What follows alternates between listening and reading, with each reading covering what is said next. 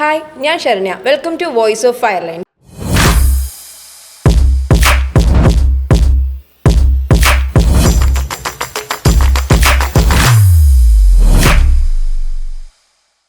ഇന്ന് ഞങ്ങളുടെ കൂടെ ഉള്ളത് അൽസലാമ സ്കൂൾ ഓഫ് സേഫ്റ്റി സ്റ്റഡീസിലെ എക്സിക്യൂട്ടീവ് പാനൽ മെമ്പറായ മിസ്റ്റർ ഹാരിഷ് കെ എച്ച് ആണ്. Welcome sir. Thank you Saranya. Thank you. Alsalama school of safety studies ഇന്ന് കേരളത്തിലെ number 1 health and safety courses provide ചെയ്യുന്ന ഒരു സെൻ്ററാണ്. അപ്പം ഇതിൽ ഇൻ്റർനാഷണലും ഡൊമസ്റ്റിക്കും ആയിട്ടുള്ള കോഴ്സസാണ് പ്രൊവൈഡ് ചെയ്യുന്നത്. സർ, ഏറ്റവും ഒരു മികച്ച കോഴ്സ് എന്ന് പറയുന്നത് അൽസലാമ പ്രൊവൈഡ് ചെയ്യുന്ന ഏത് കോഴ്സാണ് സർ? ജസ്റ്റ് ഒന്ന് എക്സ്പ്ലെയിൻ ചെയ്യാമോ? ഷുവർ. നമുക്ക് അൽസലാമയിൽ നമ്മൾ പ്രൊവൈഡ് ചെയ്യുന്ന കോഴ്സസ് എന്ന് വെച്ച് കഴിഞ്ഞാൽ മെയിൻലി നമ്മൾ സേഫ്റ്റി റിലേറ്റഡ് ആയിട്ടുള്ള കോഴ്സസാണ് ടാർഗറ്റ് ചെയ്യുന്നത്. ഓക്കെ, അപ്പോൾ അതിൽ ഇൻ്റർനാഷണൽ ലെവൽ ക്വാളിഫിക്കേഷൻസും ഡൊമസ്റ്റിക് ക്വാളിഫിക്കേഷൻസും നമ്മൾ പ്രൊവൈഡ് ചെയ്യുന്നുണ്ട്. അതിൽ ഏറ്റവും കൂടുതൽ വാല്യൂ ഉള്ള അല്ലെങ്കിൽ വേൾഡിലെ എല്ലാ രാജ്യങ്ങളും അക്സെപ്റ്റബിൾ ആയിട്ടുള്ള ഒരു സർട്ടിഫിക്കേഷൻ കോഴ്സാണ് നെബോഷ് IGC എന്ന് പറയുന്നത്. ഓക്കെ, നെബോഷ് എന്ന് പറയുന്ന ഓർഗനൈസേഷൻ്റെ IGC ലെവൽ 3 എന്ന് പറയുന്ന സർട്ടിഫിക്കേഷനാണ് നമ്മൾ ഏറ്റവും കൂടുതലായിട്ട് ഫോക്കസ് കൊടുക്കുന്നത്. ഒരു ക്വസ്റ്റ്യൻ ചോദിച്ചു, ഈ നെബോഷ് എന്ന് പറയുന്ന ഒരു മാസം കൊണ്ട് എന്തോ ക്ലിയർ ചെയ്യാൻ പറ്റുന്ന ഒരു കോഴ്സ് എന്തോ അല്ല സർ? തീർച്ചയായും എല്ലാവരുടെയും മനസ്സിലുള്ള അല്ലെങ്കിൽ എല്ലാവർക്കും അറിയാവുന്ന ഒരു കാര്യം എന്ന് വെച്ച് കഴിഞ്ഞാൽ ഒരു മാസം കൊണ്ട് പഠിക്കുക, അല്ലെങ്കിൽ ഒരു മാസം കൊണ്ട് കോഴ്സ് അറ്റൻഡ് ചെയ്ത് ഒരു സർട്ടിഫിക്കേഷനായിട്ട് പുറത്ത് പോയി കഴിഞ്ഞാൽ ജോലി കിട്ടുമെന്നുള്ളൊരു കോൺസെപ്റ്റാണ് എല്ലാവരും മനസ്സിലുള്ളത്. അപ്പോൾ അത് ശരിക്കും ഒരർത്ഥത്തിൽ ശരിയാണ്, വേറൊരർത്ഥത്തിൽ അത് തെറ്റായ ഒരു ധാരണ കൂടിയാണ്. കാരണം ഒരു മാസത്തിനുള്ളിൽ നമുക്ക് നെബോഷ് ക്വാളിഫൈഡ് ആവാം. ഓക്കെ, പക്ഷെ ആ ഒരു മാസത്തിനുള്ളിൽ ആ ഒരു നെബോഷ് ക്വാളിഫിക്കേഷൻ എടുക്കാനായിട്ട് ആ പർട്ടിക്കുലർ കാൻഡിഡേറ്റിന് ഒരു ക്വാളിഫിക്കേഷൻ വേണം, അല്ലെങ്കിൽ ആൾക്ക് അതിന് വേണ്ട ഒരു ബേസിക് നോളേജ് ഉണ്ടായിരിക്കണം. അപ്പോൾ ആ ഒരു ബേസിക് നോളേജ് ക്രിയേറ്റ് ചെയ്യുക എന്നുള്ളതാണ് അൽസലാമയുടെ ഏറ്റവും വലിയൊരു പോയിന്റ് ഓഫ് വ്യൂ, അല്ലെങ്കിൽ അൽസലാമയുടെ ഏറ്റവും വലിയൊരു ചലഞ്ചിങ് എന്ന് പറയുന്നത്. കാരണം ഈ ഒരു കോഴ്സിലേക്ക് വരുന്ന സ്റ്റുഡൻ്റ് എന്ന് പറഞ്ഞു കഴിഞ്ഞാൽ ആൾ സേഫ്റ്റി ഫീൽഡിൽ വർക്ക് ചെയ്തവരാവാം, വർക്ക് ചെയ്യാത്തതോ അല്ലെങ്കിൽ സേഫ്റ്റീനെ കുറിച്ച് ഒരു ഐഡിയയും ഇല്ലാത്ത കാൻഡിഡേറ്റ്സ് വരെ നമുക്ക് ഈ കോഴ്സ് ചെയ്യാൻ വരുന്നുണ്ട്. പലതരത്തിലുള്ള കാറ്റഗറിയിലുള്ള ആൾക്കാർ. തീർച്ചയായും അതെ. +2 കഴിഞ്ഞവരോ, ഡിഗ്രി കഴിഞ്ഞോ, BTech കഴിഞ്ഞോ, അല്ലെങ്കിൽ നിലവിൽ സേഫ്റ്റി ഫീൽഡിൽ വർക്ക് ചെയ്തുകൊണ്ടിരിക്കുന്നവർ, പക്ഷെ അവർക്ക് സർട്ടിഫിക്കേഷൻ ഇല്ല. അപ്പോൾ എന്നോട് ഡൗട്ട് ചോദിക്കട്ടെ, അപ്പോൾ ഒരു ക്ലാസ്സിൽ തന്നെ +2 കഴിഞ്ഞ സ്റ്റുഡൻസ് കാണും, പിന്നെ BTech കഴിഞ്ഞ സ്റ്റുഡൻസ് കാണും, അതുപോലെ പല കാറ്റഗറിയിലുള്ള ആൾക്കാർ. അപ്പോൾ ഇവരെല്ലാവരും എങ്ങനെ ഒരുമിച്ച് മാനേജ് ചെയ്തുകൊണ്ട് പോകാമെന്നൊരു ഫാക്കൽറ്റിയെ സംബന്ധിച്ച് ഒരു ടാസ്ക് തന്നെയല്ലേ? തീർച്ചയായും അത് ലൈക്ക് ഇപ്പം ഞാൻ ഈ പറഞ്ഞ ഒരു ബേസിസ് വെച്ചിട്ട് തീർച്ചയായും ശരണ്യയുടെ പോലെ നമ്മുടെ ഈ ഒരു വീഡിയോ കാണുന്ന വ്യൂവേഴ്സിനും അതൊരു സംശയം വരുന്നൊരു കാര്യമാണ്. പക്ഷേ അൽസലാമ ഓരോ ക്വാളിഫിക്കേഷൻ കഴിഞ്ഞ് വരുന്ന കുട്ടികളെയും പല രീതിയിൽ അല്ലെങ്കിൽ ഓരോരുത്തരെയും സെപ്പറേറ്റ് ആയിട്ടാണ് നമ്മൾ ട്രീറ്റ് ചെയ്യുന്നത്. ഒരു ക്ലാസ്സിൽ തന്നെ BTech കഴിഞ്ഞതും ഫയർ ആൻഡ് സേഫ്റ്റി കഴിഞ്ഞതും അതേപോലെ തന്നെ ഡിപ്ലോമ കഴിഞ്ഞ സ്റ്റുഡൻസിനെ നമ്മൾ ഇരുത്തില്ല. +2 കഴിഞ്ഞ് വരുന്നതും അതേപോലെ 10th ശേഷം ഏതെങ്കിലും ഒരു 2 ഇയർ ഡിപ്ലോമ 3 ഇയർ ഡിപ്ലോമ കഴിഞ്ഞ് വരുന്ന കുട്ടികൾക്ക് വേണ്ടി നമ്മളൊരു സെപ്പറേറ്റ് ബാച്ച് തന്നെ കണ്ടക്ട് ചെയ്യുന്നുണ്ട്. ഓക്കെ, അതെന്ന് വെച്ച് കഴിഞ്ഞാൽ നമ്മളൊരു 1 ഇയറിൻ്റെ ഫയർ ആൻഡ് സേഫ്റ്റി ഡിപ്ലോമയും ഒരു ലാംഗ്വേജ് ക്ലാസ്സും സ്കിൽ ഡെവലപ്മെൻറ്റ് ക്ലാസ്സസും. കാരണം അവരെ സംബന്ധിച്ചിട്ട് അവരൊരു പ്രൊഫഷണൽ കോഴ്സിലേക്ക് വരണമെന്നുണ്ടെങ്കിൽ അവർ പ്രൊഫഷണൽ ആവണം, അവരിൽ അതിൻ്റെ മാറ്റങ്ങൾ കൊണ്ടുവരണം. അപ്പോൾ അതിനായിട്ട് നമ്മൾ അവർക്കൊരു ബേസിക് ക്ലാസ്സസ്, സ്കില്ലിൻ്റെ ഡെവലപ്മെൻറ്റ് ക്ലാസ്സസും അവരുടെ ലാംഗ്വേജും കാര്യങ്ങളൊക്കെ മോൾഡ് ചെയ്യാനും ലാംഗ്വേജ് ഇമ്പ്രൂവ് ചെയ്യാനുള്ള ക്ലാസ്സസ് കൊടുക്കും. എന്നിട്ട് എന്താണ് സേഫ്റ്റിയുടെ ഇമ്പോർട്ടൻസ് എന്താണ്, ആ ഒരു സേഫ്റ്റി ഫീൽഡിൽ അവർ വർക്ക് ചെയ്യുമ്പോൾ എന്തൊക്കെ കാര്യങ്ങളെക്കുറിച്ച് അറിഞ്ഞിരിക്കണം, ഇതിനെക്കുറിച്ചൊക്കെ ഒരു ബേസിക് നോളജ് ക്രിയേറ്റ് ചെയ്ത് അവർക്ക് ഒരു സ്ട്രോങ് ആയിട്ടുള്ള ഒരു ബേസ് അല്ലെങ്കിൽ സ്ട്രോങ് ആയിട്ടുള്ള സേഫ്റ്റീനെ കുറിച്ചുള്ളൊരു ക്വാളിഫിക്കേഷൻ നോളജ് ക്രിയേറ്റ് ചെയ്ത് അത് ക്വാളിഫൈഡ് അതിൽ തന്നെ പ്രാക്ടിക്കൽ ട്രെയിനിങ്സ് കൊടുക്കും.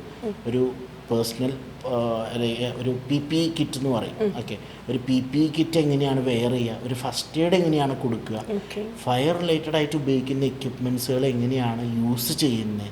ഒരു ഫോർ എക്സാമ്പിൾ നമുക്ക് എല്ലാവർക്കും അറിയാം ഫയർ എക്സ്റ്റിങ്ക്വിഷർ അല്ലേ. ആ ഫയർ എക്സ്റ്റിങ്ക്വിഷർ എന്തിനാണെന്നുള്ള അറിയാം, ശരണ്യക്ക് അറിയാലോ എന്തിനാണ്? തീ കത്തുമ്പോൾ അണയ്ക്കാനാണ്, അതെല്ലാവർക്കും അറിയാം. പക്ഷെ തീ കത്തുന്ന സമയത്ത് നമ്മുടെ അടുത്ത് ഈ ഒരു ഫയർ എക്സ്റ്റിങ്ക്വിഷർ ഉണ്ടാവും, പക്ഷെ അത് എടുത്ത് ഉപയോഗിക്കാൻ ആർക്കും അറിയില്ല. തീ കത്തുമ്പോൾ ഉപയോഗിക്കാനാണെന്നുള്ളത് അറിയാം, പക്ഷെ ഇത് എങ്ങനെ ഉപയോഗിക്കും എന്നുള്ളത് ആർക്കും അറിയില്ല. അപ്പോൾ ആ ഒരു എക്സ്റ്റിങ്ക്വിഷർ എങ്ങനെ ഉപയോഗിക്കും, അതിൻ്റെ പല കണ്ടീഷൻ, ഇപ്പോൾ ഇലക്ട്രിക് ഫയർ ഉണ്ടാവാം, അല്ലെങ്കിൽ നോർമൽ ഒരു കിച്ചൺ ഫയർ ഉണ്ടാവാം, പല തരത്തിലൊരു ഫയർ ഉണ്ടാവാം.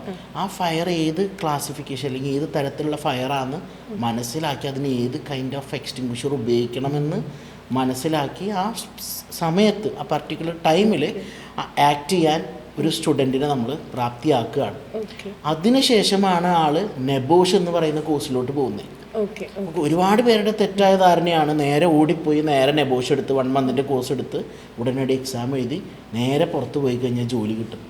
പക്ഷെ അത് അങ്ങനെ ഒരു ജോലി കിട്ടണമെന്നുണ്ടെങ്കിൽ നമുക്കൊരു നോളജ് അല്ലെങ്കിൽ നമുക്കൊരു ക്വാളിറ്റി ഉണ്ടായിരിക്കണം. ഓക്കെ അത് ബിൽഡ് ചെയ്യാനാണ് അൽസലാമ ഏറ്റവും കൂടുതൽ നോക്കുക. അതുകൊണ്ടാണ് +2 കഴിഞ്ഞ സ്റ്റുഡൻറ്റിന് 1 ഇയർ ഡിപ്ലോമ സജസ്റ്റ് ചെയ്യുന്നത്. ഇനിയിപ്പോൾ നേരത്തെ ചോദിച്ച പോലെ ബിടെക് കഴിഞ്ഞൊരു സ്റ്റുഡൻറ്റ് ഡയറക്റ്റ് നെബോഷ് എടുക്കാവുന്നേ ഉള്ളൂ. ബിക്കോസ് ആൾക്കൊരു 4 കൊല്ലത്തെ അല്ലെങ്കിൽ 4 ഇയേഴ്സിൻ്റെ ഒരു നല്ലൊരു എഡ്യൂക്കേഷൻ ജേർണി കഴിഞ്ഞിട്ടാണ് ആളിവിടെ വന്നിരിക്കുന്നത്. അപ്പോൾ ആൾക്കൊരു നെബോഷ് ഡയറക്റ്റ് എടുക്കാം. ഇനി അതുമല്ല, ആ വരുന്നൊരു കാൻഡിഡേറ്റിന് 1 മന്തിൻ്റെ കോഴ്സിൽ എനിക്കൊരു കോൺഫിഡൻസ് ഉണ്ടാക്കാൻ പറ്റില്ല, അല്ലെങ്കിൽ എനിക്കൊരു കോൺഫിഡൻ്റായി വർക്ക് ചെയ്യാൻ പറ്റില്ല എന്ന് തോന്നുകയാണെങ്കിൽ അവർക്ക് വേണ്ടി അഡ്വാൻസ്ഡ് ഡിപ്ലോമ ഇൻ സേഫ്റ്റി എന്ന് പറയുന്ന 4 മന്ത്സിൻ്റെ ഒരു ഇൻറ്റൻസീവ് ട്രെയിനിങ് പ്രോഗ്രാം നമ്മൾ പ്രൊവൈഡ് ചെയ്യുന്നുണ്ട്.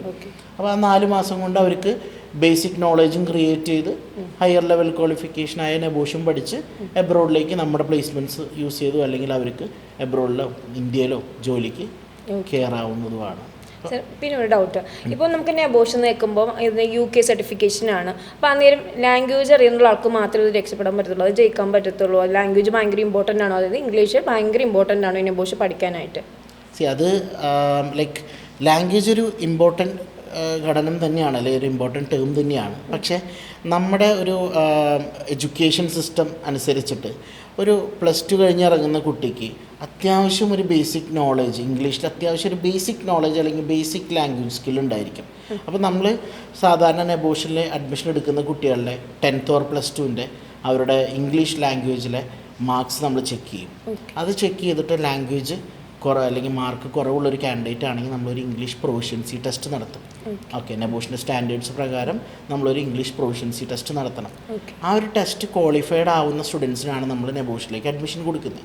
അല്ലാത്ത പക്ഷം നമ്മൾ ഫയർ ആൻഡ് സേഫ്റ്റി കോഴ്സ് പഠിപ്പിച്ച് അതിലൂടെ തന്നെ നമ്മൾ ഇംഗ്ലീഷ്, കമ്മ്യൂണിക്കേറ്റീവ് ഇംഗ്ലീഷും ഹിന്ദിയും, ഈ 2 ലാംഗ്വേജ് സ്കില്ല് അല്ലെങ്കിൽ 2 ലാംഗ്വേജസ് അവരെ പഠിപ്പിച്ചിട്ടാണ് നെബോഷിലോട്ട് വരുന്നത്. പിന്നെ ടു ബി ഫ്രാങ്ക്, നെബോഷ് എന്ന് പറയുന്നത് അത്ര ഭയങ്കരമായിട്ടുള്ളൊരു സ്ട്രോങ് ഇംഗ്ലീഷ് നോളജ് ഉള്ള ഒരാൾക്ക് ക്രാക്ക് ചെയ്യാൻ പറ്റുമെന്നൊന്നുമല്ല. നമ്മുടെ അറിവ്, അതായത് എനിക്കറിയാവുന്ന കാര്യങ്ങളെ എനിക്ക് എക്സ്പ്രസ് ചെയ്യാൻ പറ്റണം. ഇംഗ്ലീഷ് എന്ന് പറയുന്ന ലാംഗ്വേജിൽ അതിനെ എക്സ്പ്രസ് ചെയ്യാൻ പറ്റണം. അത്രയാണ് അവർ ആ എക്സാമിലൂടെ ഉദ്ദേശിക്കുന്നുള്ളൂ. അല്ലാണ്ട് നമ്മുടെ IELTS പോലെ റീഡിങ് സ്കില്ലും അതേപോലെ റൈറ്റിംഗ് സ്കില്ലും സ്പീക്കിങ്ങും ലിസണിങ്ങും ഇതൊന്നും വേണമെന്നില്ല.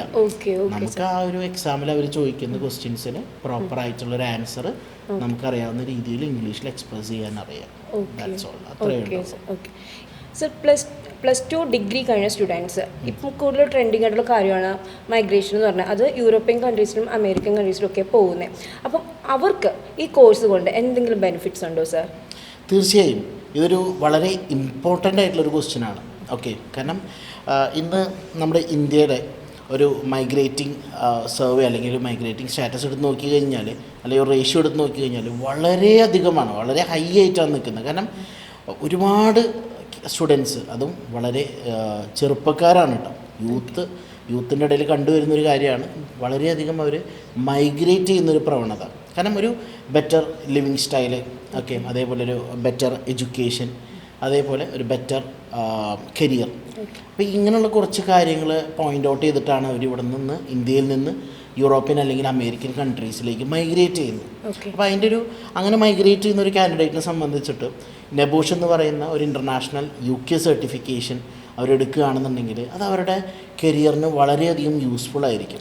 കാരണം ഇപ്പോൾ ഫോർ എക്സാമ്പിൾ ഒരു ഡിഗ്രി കഴിഞ്ഞൊരു സ്റ്റുഡൻറ്റ്, ഇപ്പോൾ ആളൊരു BBA കഴിഞ്ഞതിന് ശേഷം ആളൊരു ഡിപ്ലോമ PGDMO അല്ലെങ്കിൽ ഒരു PG ചെയ്യാനായിട്ട് എബ്രോഡിലേക്ക് മൈഗ്രേറ്റ് ചെയ്യാണ്.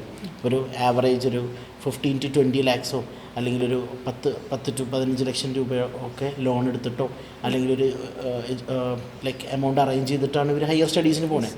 അപ്പോൾ അങ്ങനെ മൈഗ്രേറ്റ് ചെയ്യുന്നവർ അവർ വർക്ക് ചെയ്യുന്ന, അതായത് അവരുടെ ആ ഒരു സ്റ്റഡീസിൻ്റെ സമയത്ത് അവരവിടെ 2 years ഒക്കെ PG ചെയ്യുന്ന സമയത്ത് അവരവിടെ വർക്ക് ചെയ്യുന്നതെന്ന് വെച്ച് കഴിഞ്ഞാൽ ഏതെങ്കിലും ഒരു ഫുഡ് ചെയിൻ ബിസിനസ്, അതായത് റെസ്റ്റോറൻറ്റ്സിൽ വർക്ക് ചെയ്യുന്നുണ്ടായിരിക്കാം, ക്യാഷിലോ അല്ലെങ്കിൽ കിച്ചൺ വർക്കറായിട്ട് വർക്ക് ചെയ്യുന്നുണ്ടാവാം. അതേപോലെ തന്നെ ഫുഡ് ഡെലിവറി, ഓക്കെ, അല്ലെങ്കിൽ ഈ പറഞ്ഞ പോലെ ഹോസ്പിറ്റാലിറ്റി ഫീൽഡ്, ഇതിലൊക്കെയാണ്, അതായത് കെയർ ടേക്കേഴ്സൊക്കെ ആയിട്ട് ഇങ്ങനെയൊക്കെയാണ് അവർ വർക്ക് ചെയ്യുന്നത്. കാരണം അവർ പഠിക്കാനാണ് പോയിരിക്കുന്നത്. ആ പഠിക്കുന്ന സമയത്ത് ഫീസ് ചിലപ്പോൾ ലോൺ എടുത്തിട്ടുണ്ടാവും, അല്ലെങ്കിൽ വീട്ടിൽ നിന്ന് കൊടുത്തിട്ടുണ്ടാവും. പക്ഷേ ഇവർക്ക് അവിടെ അത്തൊരു ലിവിങ് എക്സ്പെൻസ് ഉണ്ടായിരിക്കും.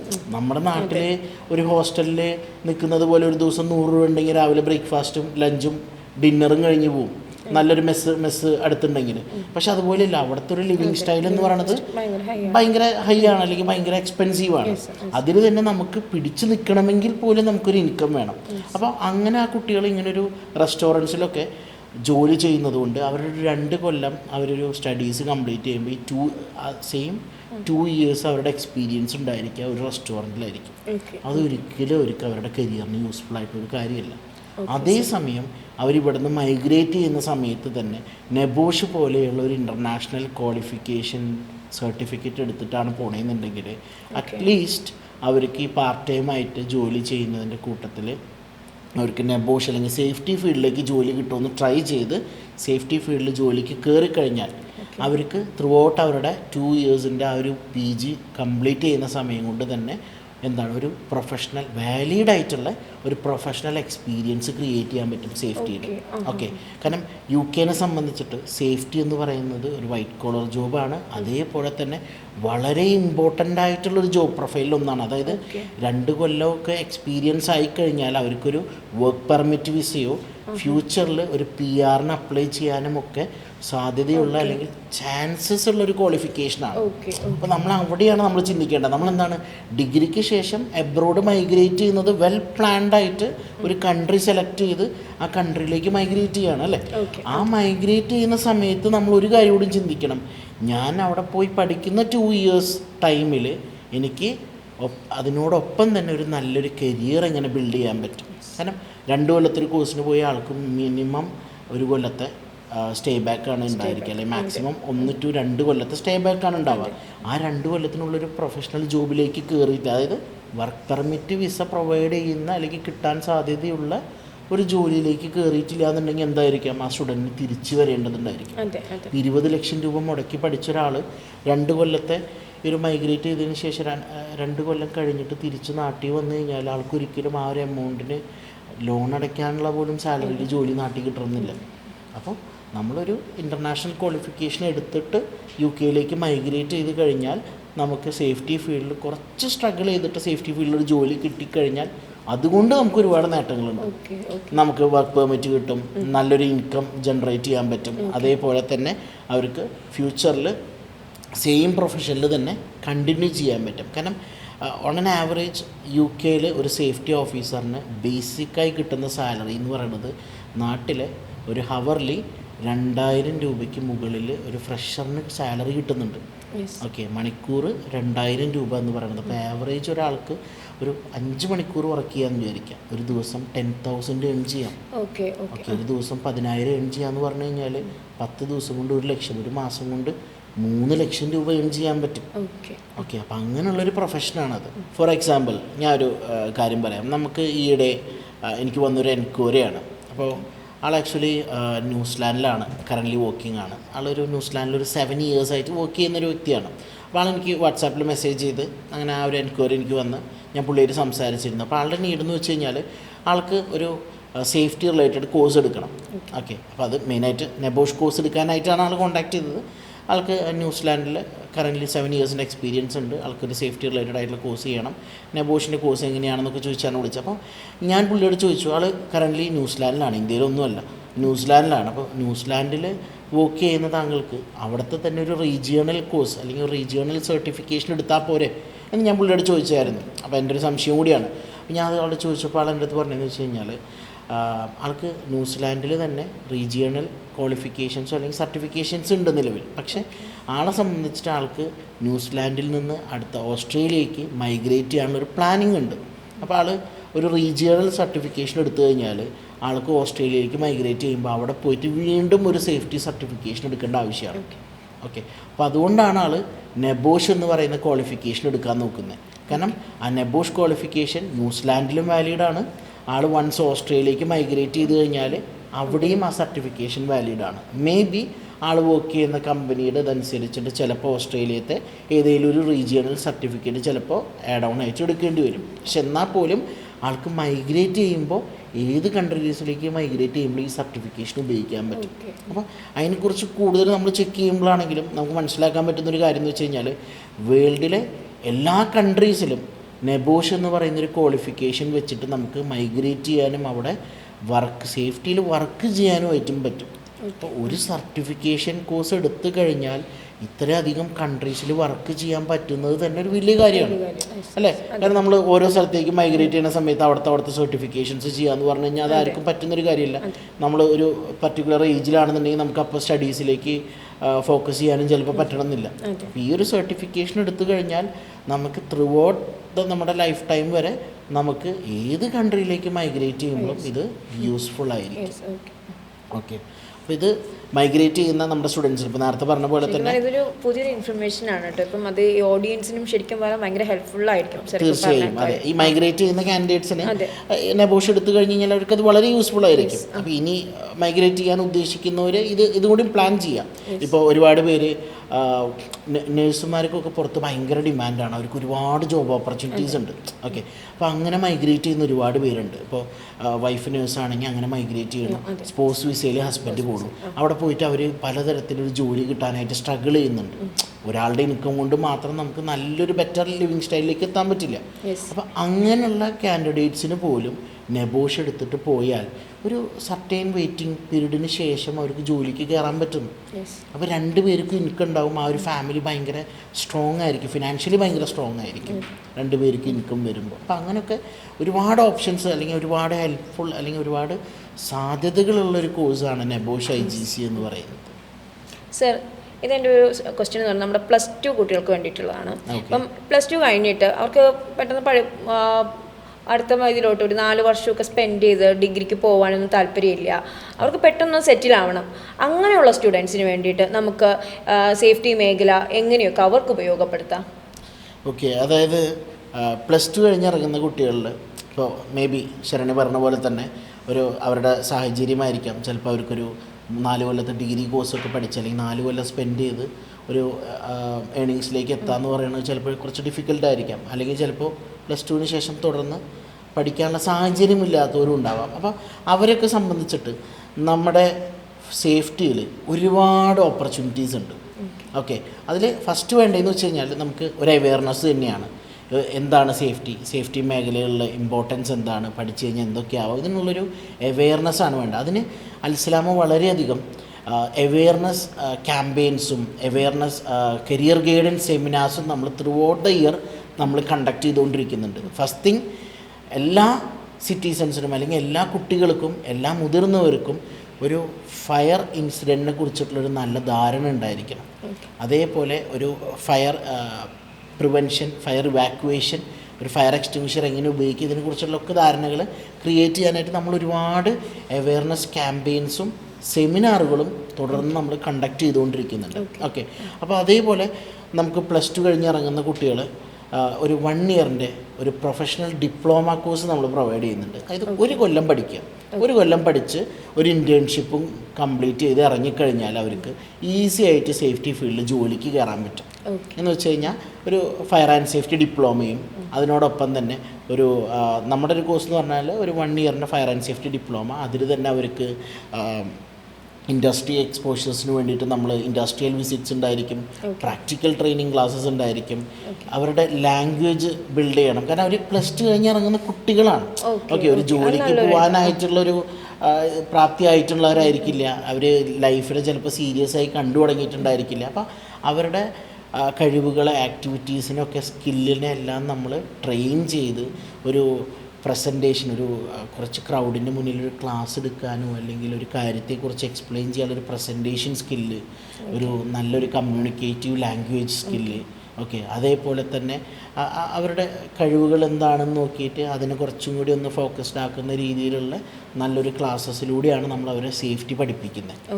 ഓക്കെ, അതിനുശേഷം നമ്മൾ അവർക്ക് ഒരു 1 മന്തിൻ്റെ നമ്മുടെ നെബോഷിൻ്റെ ക്വാളിഫിക്കേഷനും നെബോഷ് കോഴ്സും പഠിപ്പിച്ച് നമ്മളൊരു കമ്പനിയിൽ വിട്ട് ട്രെയിനിങ് അറ്റൻഡ് ചെയ്യിപ്പിച്ച് അവരെ കറക്റ്റ്, അതായത് ഒരു സേഫ്റ്റി ഫീൽഡിലേക്ക് വേണ്ട രീതിയിൽ മോൾഡ് ചെയ്തിട്ടാണ് നമ്മൾ നാട്ടിൽ പല കമ്പനീസിൽ ജോലിക്ക് കയറ്റി വിടുന്നു. ഓക്കെ. ഓക്കെ, അപ്പോൾ അങ്ങനെയുള്ള പ്ലേസ്മെൻറ്റ്സ് അവർ അറ്റൻഡ് ചെയ്ത് ജോലിക്ക് കയറി ഒരു കൊല്ലമൊക്കെ നാട്ടിൽ വർക്ക് ചെയ്യുക. അപ്പോഴേക്കും ഏകദേശം ഒരു 20 വയസ്സൊക്കെ ആയിട്ടുണ്ടായിരിക്കാം.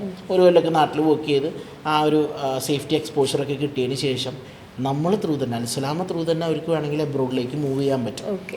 പ്ലേസ്മെൻറ്റ് അൽസലാമ പ്രൊവൈഡ് ചെയ്യുന്നുണ്ട്. അപ്പോൾ അത് ത്രൂ അവർക്ക് അബ്രോഡിലേക്ക് മൂവ് ചെയ്യാം. ഐ തിങ്ക് ഒരു 21ാമത്തെ വയസ്സിൽ ഒരു 60,000 മുതൽ ഒരു 1 lakh വരെ ഏൺ ചെയ്യാൻ പറ്റാന്ന് പറഞ്ഞു കഴിഞ്ഞാൽ അതൊരു വലിയ കാര്യമാണ് അല്ലേ? കാരണം അവരുടെ കൂടെ കോളേജിൽ അല്ലെങ്കിൽ സ്കൂളിൽ പഠിച്ച സ്റ്റുഡൻറ്റ് ആളുടെ ഡിഗ്രി എന്ന് പറയുന്നത് ഇപ്പോൾ 4 കൊല്ലമാണ്.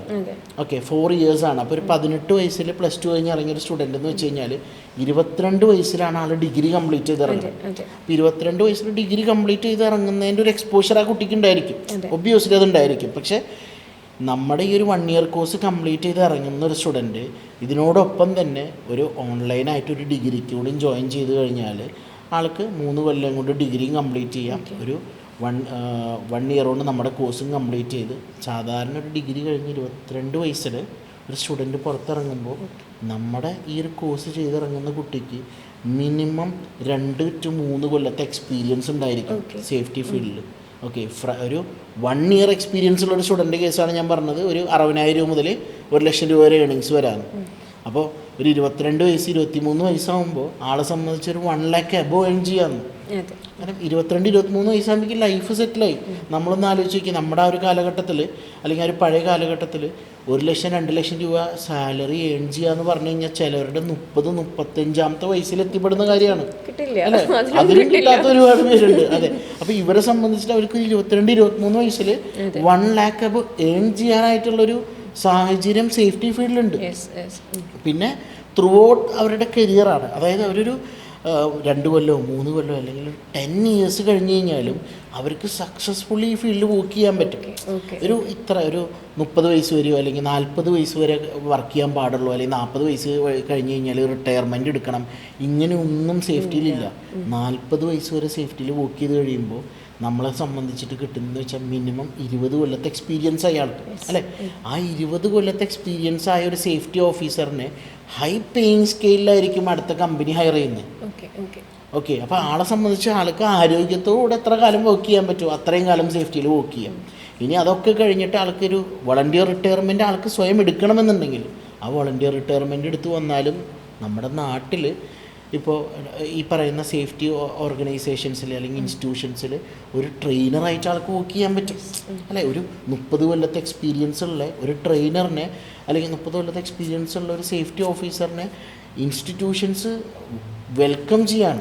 കാരണം അവരുടെ കുട്ടികൾക്ക് അത്ര എക്സ്പോഷർ കിട്ടുകയാണ്. അപ്പോൾ ഇവരുടെ ജേണി അവസാനിക്കുന്നില്ല. വേറൊരു പ്രൊഫഷൻ നോക്കി വയ്ക്കുക. നമ്മൾ വേറെ പ്രൊഫഷൻസിൽ എന്ന് പറഞ്ഞു കഴിഞ്ഞാൽ അതിനൊരു റിട്ടയർമെൻറ്റ് ഉണ്ടാവും, അല്ലെങ്കിൽ ഒരു എന്താ പറയുക, നല്ലൊരു എനർജറ്റിക് ആയിട്ടുള്ള അവരുടെ ഒരു ഏജ് കഴിയുമ്പോൾ മേ ബി ആ കമ്പനി അവരെ മാറ്റാം, റീപ്ലേസ് ചെയ്യാം അല്ലേ? നല്ല ഫ്രഷേഴ്സിനെ കൊണ്ടുവരാം. ഇവിടെ അതൊന്നുമല്ല. ഒരു വ്യക്തിയുടെ എക്സ്പീരിയൻസ് ആണ് അടുത്ത കമ്പനിക്ക് വേണ്ടത്. ആളുടെ സേഫ്റ്റിയുടെ എക്സ്പീരിയൻസ് എന്താണോ അത് അടുത്ത കമ്പനിക്ക് യൂസ്ഫുൾ ആയിരിക്കും. കാരണം അവിടുത്തെ സേഫ്റ്റി ഡിപ്പാർട്ട്മെൻറ്റിൽ വർക്ക് ചെയ്യുന്ന സമയത്ത് മുന്നത്തെ എക്സ്പീരിയൻസ് യൂട്ടിലൈസ് ചെയ്യാൻ പറ്റും. ഓക്കെ, നമ്മുടെ തന്നെ 2018-19 ബാച്ചിലർ സ്റ്റുഡൻസ് നിയർലി 5+ lakhs, അതായത് 8 ലക്ഷം രൂപ വരെ സാലറി വാങ്ങുന്ന കുട്ടികളുണ്ട്. ഓക്കെ, അത് ഒരിക്കലും അവർ നെബോഷ് കോഴ്സ് എടുത്ത് സേഫ്റ്റിയിലേക്ക് പോയതുകൊണ്ട് മാത്രമല്ല, അവരതിൻ്റെ ഹയർ ലെവൽ ക്വാളിഫിക്കേഷൻസ് IDP പോലുള്ള ലെവൽ 6 ഡിപ്ലോമ, അതേപോലെ എൻവിയോൺമെൻറ്റൽ സേഫ്റ്റി, പല സേഫ്റ്റി സർട്ടിഫിക്കേഷൻസ് ഉണ്ട് ഇൻ്റർനാഷണലായിട്ട്. അങ്ങനെയുള്ള ക്വാളിഫിക്കേഷൻസ് ചെയ്ത് വർക്ക് ചെയ്യുന്ന കുട്ടികൾക്ക് നല്ല രീതിയിലുള്ള പേയിങ് സ്കെയിൽ കിട്ടുന്നുണ്ട്. അപ്പം അത് തന്നെ അവർക്ക് വലിയൊരു അഡ്വാൻറ്റേജ് ആണ്. അപ്പം ഇനിയും ഒരുപാട് കുട്ടികൾക്ക് അതിനെക്കുറിച്ചുള്ള ഐഡിയ ഇല്ല. തീർച്ചയായും കുറച്ച് ഇപ്പം എനിക്കൊന്ന് ഈ ഒരു വീഡിയോ ശരിക്കും നമ്മുടെ യങ്സ്റ്റേഴ്സിന് ഭയങ്കരമായിട്ട് ഉപയോഗപ്പെടും എന്നാണ് ഞാൻ വിശ്വസിക്കുന്നത്. തീർച്ചയായും ഞങ്ങളും ത്രൂ ഔട്ട് ദ ഇയർ ഒരുപാട് ക്യാമ്പയിൻസിലൂടെ കുട്ടികളെ അതിനെ മനസ്സിലാക്കാനും അറ്റ്ലീസ്റ്റ് ഒരു സേഫ്റ്റി നോളേജ് എല്ലാവർക്കും ക്രിയേറ്റ് ചെയ്യാനും നമ്മൾ ശ്രമിച്ചുകൊണ്ടിരിക്കുകയാണ്. അത് ഐ തിങ്ക് ഒരു 10 വർഷത്തെ നമ്മുടെ ജേണിയാണ്, 10 yearsൻ്റെ ജേണിയാണ്. ഇന്നിപ്പോൾ ആൾക്കാരുടെ ഇടയിൽ നെബോഷ് കോഴ്സിനെ കുറിച്ചിട്ട് ഇന്ത്യയിൽ കേരളത്തിലൊക്കെ ആൾക്കാർക്ക് നെബോഷിനെ കുറിച്ച് അറിഞ്ഞു തുടങ്ങി. ആൻഡ് ഞാൻ വളരെ ഹാപ്പിയാണ്. എന്താണെന്ന് വെച്ചാൽ പല പേരൻസും ഈ കൊല്ലം എന്നെ വിളിച്ചിട്ട് അല്ലെങ്കിൽ നമ്മുടെ ഇൻസ്റ്റിറ്റ്യൂഷൻസിലൊക്കെ വിളിച്ചിട്ട് എൻ്റെ മകന് നെബോഷ് പഠിക്കണം, ഇപ്പോൾ +2 കഴിഞ്ഞു, എങ്ങനെയാണ് ആ കോഴ്സിൻ്റെ ഡീറ്റെയിൽസ് എന്ന് പേരൻസാണ് ചോദിക്കുന്നത്. അപ്പോൾ അവർ വരെ ഈ നെബോഷിൻ്റെ ഇമ്പോർട്ടൻസിനെ കുറിച്ച് മനസ്സിലാക്കി കഴിഞ്ഞു. മുന്നൊക്കെ എന്ന് വെച്ചാൽ ഈ ഗൾഫ് ഡിഗ്രി അല്ലെങ്കിൽ ബിടെക് ഒക്കെ കഴിഞ്ഞിട്ട് ഗൾഫിലേക്ക് ജോലി നോക്കി പോകുന്ന കുട്ടികളുണ്ട്. 3 മാസത്തെ വിസിറ്റിംഗ് ഒക്കെ എടുത്തിട്ട് ജോലി നോക്കി പോകുന്ന പിള്ളേരുണ്ട്. അപ്പോൾ അങ്ങനെയുള്ളവർ അവിടെ ചെന്ന് ജോലി നോക്കുന്ന സമയത്ത് ജോലി കിട്ടാത്ത സിറ്റുവേഷൻസ് ഒക്കെ വരുമ്പോൾ അവരങ്ങനെ അവിടെ സെർച്ച് ചെയ്യുമ്പോഴാണ് അവർ അറിയണേ നെബോഷ് എന്ന് പറയുന്ന ഒരു കോഴ്സ് ഉണ്ട്. ഈ സംഭവം പഠിച്ചു കഴിഞ്ഞ് കഴിഞ്ഞാൽ നമുക്ക് ഗൾഫ് കൺട്രീസിൽ പെട്ടെന്ന് ജോലി കിട്ടും, നല്ല ശമ്പളം കിട്ടും. ഇവരിത് എന്താണെന്ന് പോലും മനസ്സിലാക്കാതെ നേരെ ഓടി നാട്ടിലേക്ക് വരും. നാട്ടിൽ വന്നിട്ട് നെബോഷൻ ഇൻസ്റ്റിറ്റ്യൂട്ട്സ് ആയ നമ്മുടെ പോലുള്ള ഇൻസ്റ്റിറ്റ്യൂട്ട്സുകളൊക്കെ കോൺടാക്ട് ചെയ്ത് ഈ ഒരു കോഴ്സ് ചെയ്ത് പോയിരുന്നവരാണ് പണ്ട്. അതിൽ നിന്ന് മാറ്റം വന്ന് ഇപ്പോൾ പഠിച്ചിറങ്ങുമ്പോൾ ഡിഗ്രി കംപ്ലീറ്റ് ചെയ്ത് ഫൈനൽ ഇയർ എക്സാം എഴുതുന്നതിന് മുന്നേ നമുക്ക് കോൾസ് വന്നു തുടങ്ങി. നെബോഷ് കോഴ്സ് ചെയ്യണം, അതെങ്ങനെയാണ് അതിൻ്റെ കാര്യങ്ങൾ.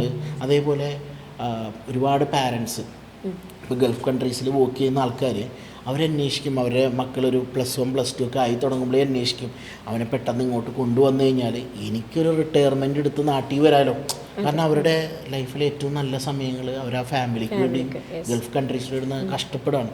അപ്പോൾ അവരെന്താ ഉദ്ദേശിക്കുന്നത്, എൻ്റെ മകനെ ഇവിടെ കൊടുന്നൊരു ജോലിയിലേക്കാക്കി, അതും നല്ലൊരു പ്രൊഫഷനിലേക്കാക്കി സേഫാക്കി എനിക്ക് നാട്ടിൽ പോയി കഴിഞ്ഞാൽ സമാധാനമായി കുറച്ച് ആൾ കുടുംബത്തോട് ജീവിക്കാം അല്ലേ. അപ്പോൾ അങ്ങനെയുള്ള ഒരുപാട് പേരൻസ് അവരുടെ മക്കളെ നമ്മുടെ ഇൻസ്റ്റിറ്റ്യൂട്ടിലേക്ക് വിടുന്നുണ്ട്. അപ്പോൾ ഇൻട്രസ്റ്റ് ഇല്ലാതെ പഠിക്കുന്നവരല്ല ഇവിടെ കൂടുതൽ, ഇൻട്രസ്റ്റോടു കൂടി പഠിക്കുന്നവരാണ്. മോർ ഓവർ ഇൻട്രസ്റ്റോടു കൂടി പഠിച്ചാൽ മാത്രമാണ് അവർക്ക് സക്സസ്ഫുള്ളി ഫീൽഡിൽ വർക്ക് ചെയ്യാൻ പറ്റുള്ളൂ. സർ, ഈ വേൾഡ് വൈഡ് നമുക്ക് ഈ സേഫ്റ്റി സെക്ടറും സേഫ്റ്റി ഓഫീസേഴ്സിൻ്റെ ഒരു ഗ്രോത്ത് എങ്ങനെയാണ് സർ അത് ഇൻക്രീസ് ആവുന്നത്? ഓക്കെ, ഇപ്പോൾ എല്ലാ ക്വസ്റ്റിനും ഇപ്പോൾ ശരണ്യ എന്നോട് ചോദിച്ചിരുന്നു. ഞാനിപ്പോൾ എൻ്റെ നോളജിൽ നിന്ന് അല്ലെങ്കിൽ എനിക്കറിയാവുന്നതെന്നാണ് ഞാൻ എല്ലാം പറഞ്ഞുകൊണ്ടിരിക്കുന്നത്. ഇപ്പോൾ ഫോർ എക്സാമ്പിൾ നമുക്ക് നമ്മുടെ എല്ലാ കാര്യങ്ങളും നമുക്കിന്ന് നമ്മുടെ ഫിംഗർ ടിപ്സിൽ അവൈലബിൾ ആണ് അല്ലേ. അപ്പോൾ നമുക്ക് ജസ്റ്റ് ശരണ്യ പറഞ്ഞ ഈ ഒരു കാര്യം ഒന്ന് ഗൂഗിൾ ചെയ്ത് നോക്കാം. അപ്പോൾ വേൾഡ് വൈഡ് ഒരു സേഫ്റ്റി ഓഫീസറിൻ്റെയോ അല്ലെങ്കിൽ ഒരു സേഫ്റ്റി സെക്ടറിൻ്റെയോ ഗ്രോത്ത് എന്താണെന്ന് നമുക്ക് ജസ്റ്റ് സെർച്ച് ചെയ്ത് നോക്കാം. ഓക്കെ,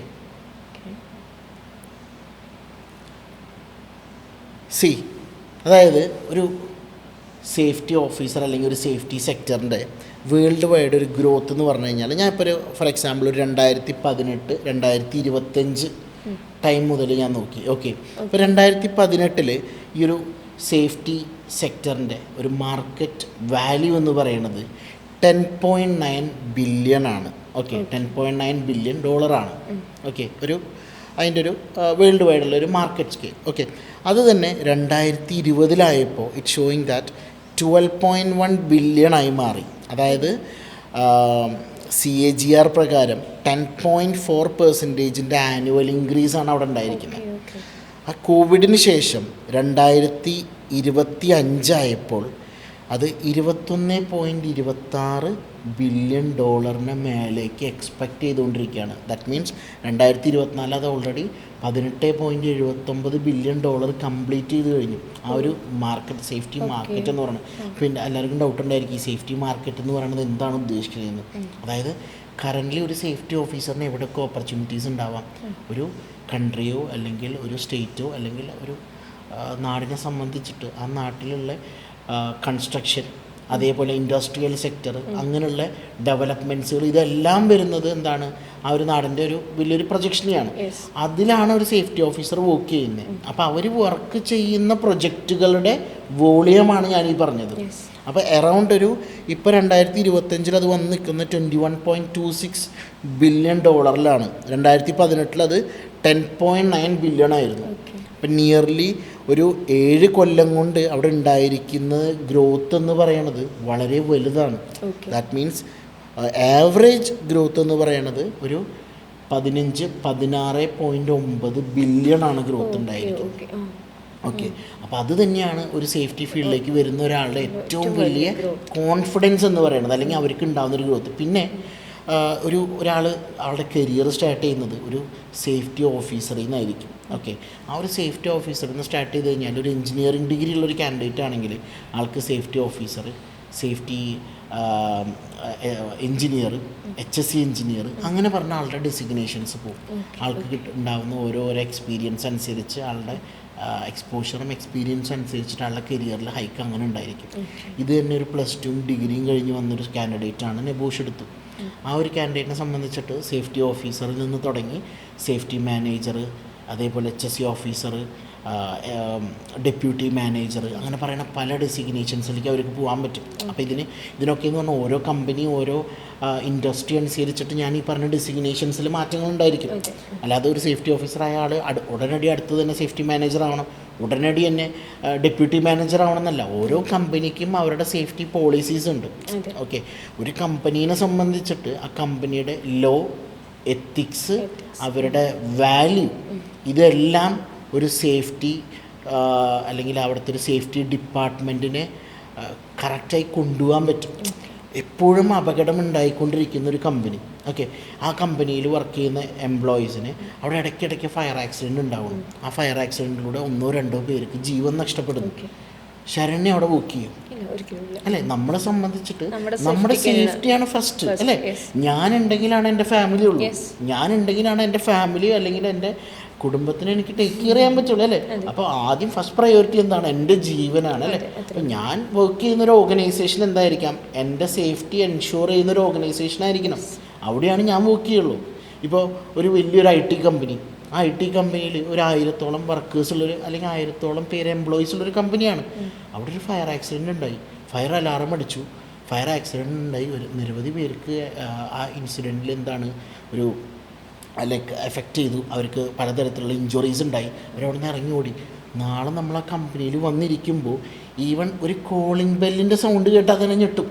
അന്നുണ്ടായ ഫയർ അലാറത്തിൻ്റെ സൗണ്ടും നമ്മുടെ മൈൻഡിൽ വരും. ആ കോളിംഗ് ബെല്ലിൽ തന്നെ ചിലപ്പോൾ പേടിച്ചിട്ട് സീറ്റിൽ നിന്ന് കാണിക്കും. അപ്പോൾ അതെന്ന് പറയുന്നത് ഒരു കമ്പനിയെ സംബന്ധിച്ച് അവിടുത്തെ എംപ്ലോയിയുടെ സേഫ്റ്റി എന്ന് പറയുന്നത് ഫസ്റ്റ് പ്രയോറിറ്റിയാണ്. ഇൻ്റർനാഷണൽ ലെവലിൽ എല്ലാ കൺട്രീസും എൻഷുർ ചെയ്യുന്നൊരു കാര്യമാണത്. സേഫ്റ്റി ഫസ്റ്റ് എന്നാണ് പറയുന്നത്. അപ്പോൾ ഒരു കമ്പനീനെ സംബന്ധിച്ച് ആ കമ്പനി നല്ല രീതിയിൽ പോകണമെന്നുണ്ടെങ്കിൽ എന്താണ് അവിടെ വർക്ക് ചെയ്യുന്ന വർക്കേഴ്സിൻ്റെ നല്ല തരത്തിലുള്ള ഒരു സേഫ്റ്റി എന്തായാലും നമ്മൾ സേഫ്റ്റി എന്തായാലും നമ്മൾ ചെക്ക് ചെയ്യണം. അത് എന്തായാലും നമ്മൾ കറക്റ്റായിട്ട് മെയിൻറ്റെയിൻ ചെയ്യണം. അതിലുപരി ഒരു വർക്കറിൻ്റെ പ്രൊഡക്ടിവിറ്റിയാണ് ആ കമ്പനിയുടെ എന്തുണ്ടാക്കുന്ന റവന്യൂ ജനറേറ്റ് ചെയ്യുന്നത് അല്ലേ? പ്രൊഡക്റ്റീവ് അല്ലാത്ത വർക്കേഴ്സുള്ളൊരു കമ്പനി എന്തായിരിക്കും? ഡൗൺ ആയിരിക്കും. അതിൻ്റെ ഗ്രാഫ് താഴോട്ടായിരിക്കും. പ്രൊഡക്റ്റീവായി വർക്ക് ചെയ്യുന്ന എംപ്ലോയീസ് ഉള്ളൊരു കമ്പനിയുടെ ഗ്രോത്ത് എന്ന് പറയുന്നത് ഗ്രാഫ് മുകളിലോട്ടായിരിക്കും. അപ്പോൾ ഒരാളുടെ പ്രൊഡക്ടിവിറ്റി എന്ന് പറയുന്നത് എന്താണ്? ആളുടെ മൈൻഡും ആൾ എത്രത്തോളം റിലാക്സ്ഡ് ആയിട്ടാണ് വർക്ക് ചെയ്യുന്നുള്ളതാണ്. അവർ റിലാക്സായി വർക്ക് ചെയ്യണമെങ്കിൽ, അവർ പ്രൊഡക്റ്റീവായി വർക്ക് ചെയ്യണമെങ്കിൽ അവിടെ ഒരു ബെസ്റ്റ് സേഫ്റ്റി ഡിപ്പാർട്ട്മെൻറ്റും സേഫ്റ്റി ടീമും ഉണ്ടായിരിക്കും. ഓക്കെ, ഫോർ എക്സാമ്പിൾ നമ്മുടെ നാട്ടിലെ ഒരു നോർമൽ ഹോസ്പിറ്റൽ മുതൽ ഒരു 5 സ്റ്റാർ ഹോട്ടൽ, അതേപോലെ വലിയ വലിയ ഇൻഡസ്ട്രീസ്, കൺസ്ട്രക്ഷൻ കമ്പനീസ്, ഇവിടെ എല്ലായിടത്തും സേഫ്റ്റി ഡിപ്പാർട്ട്മെൻ്റ് ഉണ്ട്. ഓക്കെ, നമ്മൾ ഇത്ര ആലോചിച്ചാൽ മതി. ഒരു ഓർഗനൈസേഷനിൽ ഒരു ഫയർ ആക്സിഡൻറ്റ് ഉണ്ടായിക്കഴിഞ്ഞാൽ അത് നോക്കാനുള്ള ആൾക്കാർ അവിടെ ഇല്ലെങ്കിൽ എന്ത് ചെയ്യും അല്ലേ? ഫയർ എക്സ്റ്റിങ്വിഷർ അവിടെ ഉണ്ട്. അവിടെ ഉള്ള ഒരാൾക്ക് അത് ഉപയോഗിക്കാൻ അറിയില്ല. അപ്പോൾ അവിടെ ഒരു ഫയർ ഡിപ്പാർട്ട്മെൻറ്റും ഒരു സേഫ്റ്റി ഡിപ്പാർട്ട്മെൻറ്റും ഉണ്ടെങ്കിൽ അവനൊരു ഫയർ ഉണ്ടായിക്കഴിഞ്ഞാൽ അവർ പോയി എക്സ്റ്റിങ്വിഷർ യൂസ് ചെയ്യും. ഫയർഫോഴ്സൊക്കെ ഓടിയെത്തുന്നതിന് മുന്നേ രക്ഷപ്പെടുത്തുന്നുണ്ട് അല്ലേ? അപ്പോൾ അതിന് ഈ പറയുന്നൊരു ഡിപ്പാർട്ട്മെൻറ്റ് അല്ലെങ്കിൽ ഈ പറയുന്നൊരു ടീമാണ് അതിനെല്ലാവരും ടേക്ക് കെയർ ചെയ്യുന്നത്. അത് പക്ഷേ വിസിബിൾ അല്ല. നമ്മൾ ഒരു സാധാരണഗതിയിൽ നമ്മൾ നോക്കുമ്പോൾ ഈ പറയുന്ന ആൾക്കാരൊന്നും വിസിബിൾ അല്ല. ഇപ്പോൾ ഒരു ഹോസ്പിറ്റലിൽ സെക്യൂരിറ്റി നിൽക്കുന്നത് പോലെ അവിടുത്തെ ഒരു സേഫ്റ്റി ഓഫീസർ വന്ന് നിൽക്കുമോ? ഇല്ല. അവർക്ക് ഇൻറ്റേർണലി ഡ്യൂട്ടീസ് ഉണ്ട്. അവർ ആ ഡ്യൂട്ടീസ് ടേക്ക് കെയർ ചെയ്യുന്നതായിരിക്കും. അതുകൊണ്ടാണ് നമ്മൾ അങ്ങനെയുള്ള കാര്യങ്ങൾ ഒബ്സർവ് ചെയ്യാത്തതും നമ്മുടെ കണ്ണിൽ പെടാത്തതും. ഇപ്പോൾ ഇതിനെക്കുറിച്ച് സേഫ്റ്റിനെ കുറിച്ച് പറയുകയാണെങ്കിൽ ഒരുപാടുണ്ട്. അതായത് കടൽ പോലെ കിടക്കുകയാണ് സേഫ്റ്റിനെ കുറിച്ച് പറയാനായിട്ട്. സാധ്യതകളും കടൽ പോലെ കിടക്കുകയാണ്, പറയാനുള്ള കാര്യങ്ങളും കടൽ പോലെ കിടക്കുകയാണ്. ഓക്കെ, അപ്പോൾ അതുകൊണ്ട് നമുക്ക് ഇനി വരുന്ന അടുത്ത സെഷൻസിൽ നമുക്കിതിനെക്കുറിച്ച് വളരെ ഡീറ്റെയിൽ ആയിട്ട്, അതായത് +2 കഴിഞ്ഞ് ഇറങ്ങുന്ന കുട്ടികൾക്ക് ഈ പറയുന്ന കോഴ്സിലൂടെ കിട്ടുന്ന ഒരു കുറച്ചുകൂടി ഇൻഡെപ്ത് ആയിട്ടുള്ള ബെനിഫിറ്റ്സുകളും ഈ സേഫ്റ്റിയിൽ തന്നെ കരിയർ ഗ്രോത്ത് കിട്ടുന്ന തരത്തിലുള്ള കുറേ ആഡ് ഓൺ കോഴ്സസ്. അപ്പോൾ നമ്മൾ ശരിക്കും നെബോഷും ഫയർ ആൻഡ് സേഫ്റ്റിനെ കുറിച്ച് പറഞ്ഞിട്ടുള്ളൂ. ഇനിയും സേഫ്റ്റിയിൽ ഒരുപാട് കോഴ്സസ് ഉണ്ട്. ഓക്കെ, ഒരുപാട് ഇൻ്റർനാഷണൽ കോഴ്സസ് ഉണ്ട്. അപ്പോൾ അത് എന്ന് പറയുന്നത് ഒരു സേഫ്റ്റി ഓഫീസറിൻ്റെ കരിയറിനെ വളരെയധികം യൂസ്ഫുൾ ആക്കുന്ന അല്ലെങ്കിൽ കരിയറിൻ്റെ ഗ്രോത്തിനെ സപ്പോർട്ട് ചെയ്യുന്ന കുറേ കോഴ്സസുകളുണ്ട് ഇതിൽ. അപ്പോൾ അതിനെക്കുറിച്ചൊക്കെ നമുക്ക് അടുത്ത് വരുന്ന സെഷൻസിൽ നമുക്ക് ഡിസ്കസ് ചെയ്യാം. Okay, thank you sir. ഒരു വണ്ടർഫുൾ സെക്ഷൻ ആയിരുന്നു. നമ്മുടെ ഓഡിയൻസിന് ഭയങ്കരമായിട്ട് ഇത് ഹെൽപ്ഫുൾ ആവും. Okay, thank you sir. തീർച്ചയായും. വെൽക്കം.